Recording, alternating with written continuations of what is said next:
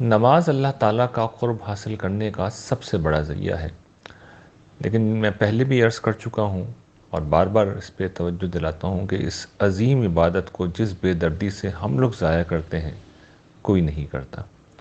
اس کی سب سے پہلی اور بنیادی وجہ تو یہ ہے کہ نماز ہماری اپنی زبان میں چونکہ نہیں ہے اور نماز کا ترجمہ ہمیں آتا نہیں ہے، تو ہمیں اس چیز کی خبر ہی نہیں ہوتی کہ ہم کیا کہہ رہے ہیں۔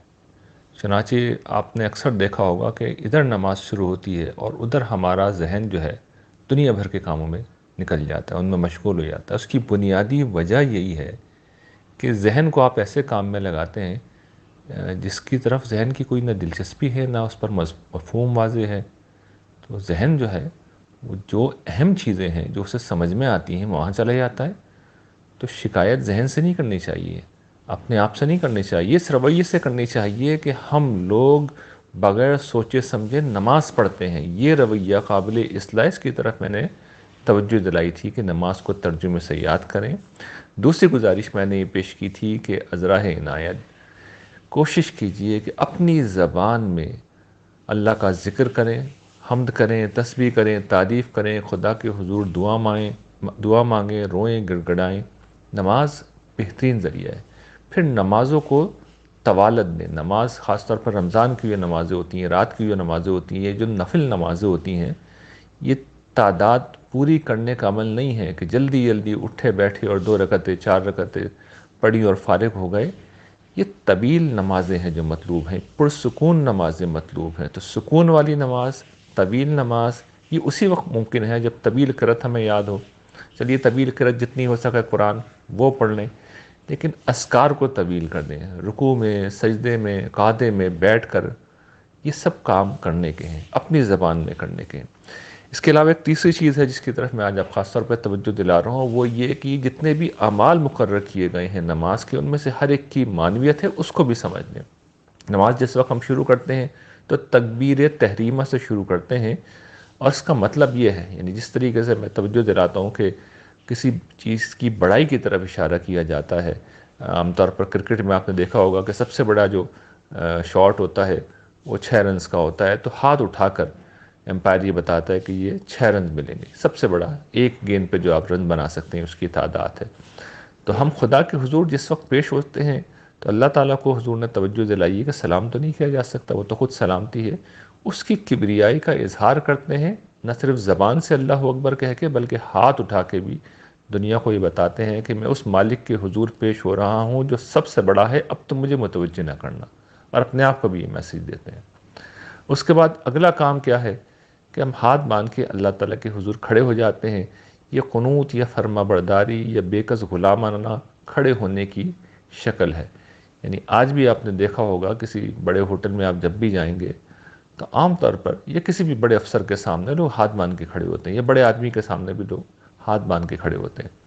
تو جہاں پر بڑائی کا ایلیمنٹ ہم دیکھتے ہیں وہاں ہم ادب کے ساتھ ہاتھ باندھ کے کھڑے ہوتے ہیں۔ تو خدا کی بارگاہ چونکہ سب سے بڑی ہے، سب سے بلند ہے، سب سے اونچی ہے، تو ہاتھ باندھ کے کھڑے ہونا گویا کہ غلاموں کی طرح کھڑے میں ہیں۔ امام پڑھ رہا ہے تو ہم اس کی سنیں گے، خود پڑھ رہے ہیں تب بھی ہم خدا کا کلام سنیں گے۔ اور وہ خدا کا کلام کیا ہے؟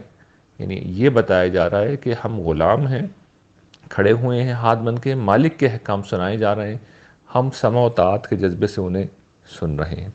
اس کے بعد جب رکوع میں جاتے ہیں تو زمانہ قدیم میں بادشاہوں کے سامنے، امراء کے سامنے جھک کر اپنی اطاعت کا، اپنی بندگی کا، اپنی غلامی کا اقرار کیا جاتا تھا۔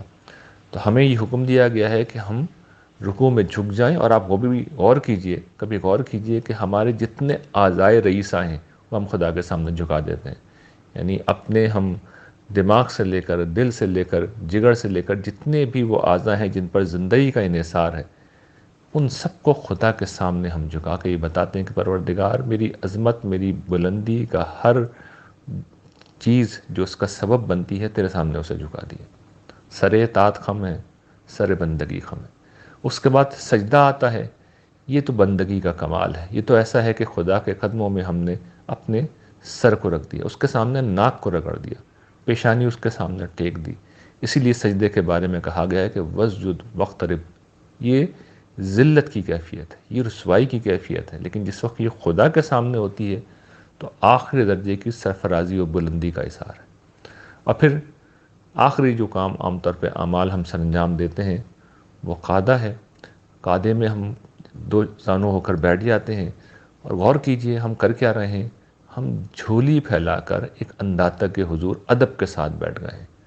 یعنی ہم اپنی جھولی پھیلا کر فقیروں کی طرح، بیکاریوں کی طرح مالک کے سامنے بیٹھ گئے۔ اور نماز میں قعدے کا کام ہی یہی ہے کہ اس موقع پر دعائیں پڑھی جاتی ہیں، ہم لوگوں کو یہ بھی نہیں پتہ، لیکن اس موقع پر اصل میں دعائیں پڑھی جاتی ہیں۔ اس میں شروع میں حضور نے سکھایا ہے کہ اللہ کی آپ تعریف کریں، اس کے حضور نذرائن عقیدت پیش کریں، پھر حضور پر صلاۃ والسلام دعا ہے حضور کے لیے، اور پھر اپنی دعائیں۔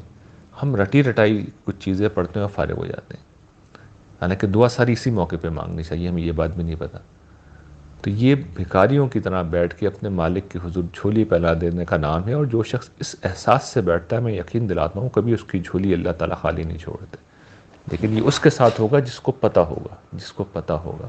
اور آخری چیز یہ ہے کہ ہم سلام پھیرتے ہیں، اس کا مطلب ہے واپس ہم انسانوں کی دنیا میں لوٹ رہے ہیں، اور دائیں بائیں اطراف میں جتنے لوگ ہیں ان کے حضور ہم سلام پیش کر رہے ہیں، اپنی طرف سے انہیں سلامتی پیش کر رہے ہیں، اور سلامتی کے احساس کے ساتھ ہم انسانوں کی دنیا میں لوٹ رہے ہیں کہ مجھ سے تمہیں کوئی خطرہ نہیں ہے، میری طرف سے تمہارے لیے سلامتی ہے۔ یہ وہ نماز ہے، اس کو سمجھ لیا جائے تو پھر آپ اندازہ کر سکتے ہیں کہ یہ نماز مقبول ہوگی۔